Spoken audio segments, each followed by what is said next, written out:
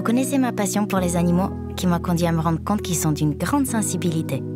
Ils ressentent le plaisir comme la douleur. Leur bien-être pour moi, c'est quelque chose d'essentiel qui me tient vraiment à cœur. Je vous amène ainsi prendre un bol d'air pur pour aller à la rencontre de Régine qui va m'expliquer comment on peut respecter ce bien-être dans son élevage de 60 vaches. C'est parti pour une journée entourée d'animaux. Le bonheur!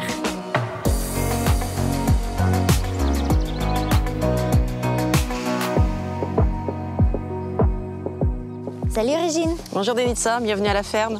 Ça me fait très plaisir d'être ici parce que déjà on va parler des animaux et leur bien-être.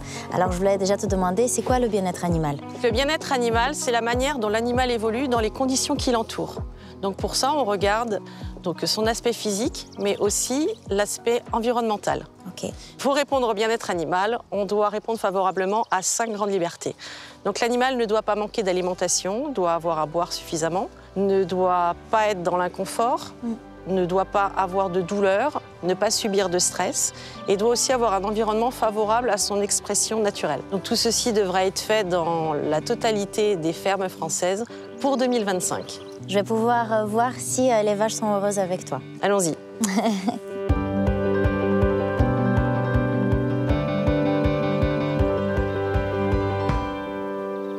Comme on a vu tout à l'heure, ce qui est très important pour faire un bon diagnostic de bien-être animal, c'est d'observer les animaux. Là, tu vois, on est dans le lieu dans lequel elles vivent. C'est là qu'elles vont venir pour se coucher, entre autres, mais aussi pour s'alimenter. On peut voir qu'elles ont un espace qui leur est dédié, dans lequel elles peuvent bouger, se rencontrer entre elles. Elles ont aussi un espace de couchage. Ici, il y a 66 places pour 60 vaches. Donc elles ont la liberté de choisir la logette dans laquelle elles veulent être. On a aussi l'aspect important de l'alimentation. Oui. Donc là, tu peux voir le fourrage qu'elles ont à disposition. C'est du maïs, entre autres, avec de la luzerne. Il y a quelques betteraves dont elles raffolent. Et elles ont aussi dans leur alimentation beaucoup de pâturage. Donc elles vont sortir une fois qu'elles ont mangé la quantité de ce qu'elles voulaient là. C'est ce qu'elles font. Donc voilà, c'est ce qu'elles font. Là, elles vont aller chercher l'herbe pour pouvoir aller dans le pâturage et puis profiter de l'extérieur.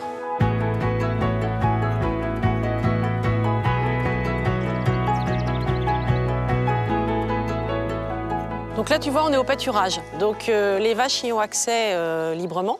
Donc elles viennent ici pour manger, parce que c'est important qu'elles mangent de l'herbe, mais aussi pour pouvoir être entre elles, courir si elles ont envie, se chevaucher, s'exprimer. Voilà. C'est l'un des critères, on a vu tout à l'heure, du bien-être animal, pouvoir s'exprimer librement.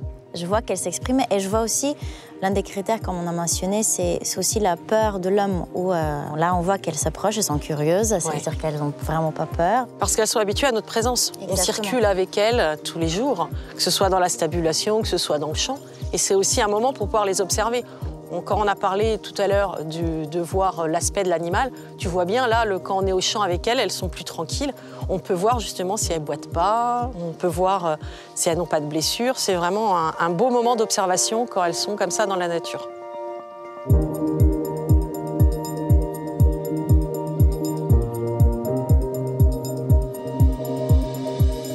Merci Denitza d'être venue.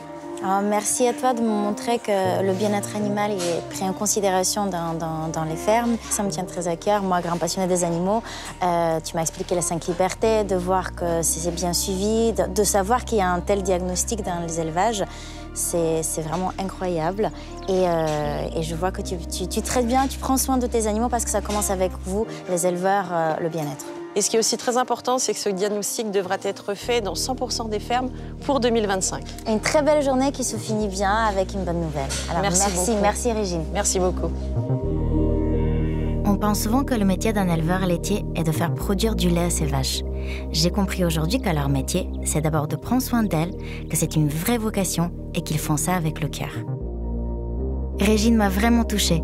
Elle était tellement fière de m'annoncer que d'ici 2025, dans une démarche de progrès, 100% des fermes seront diagnostiquées par un évaluateur qui notera les 16 indicateurs du bien-être animal. Pour des éleveurs comme elle, c'est une vraie satisfaction de pouvoir tous nous rassurer sur la façon dont ils prennent soin de leurs bêtes partout en France. Bravo!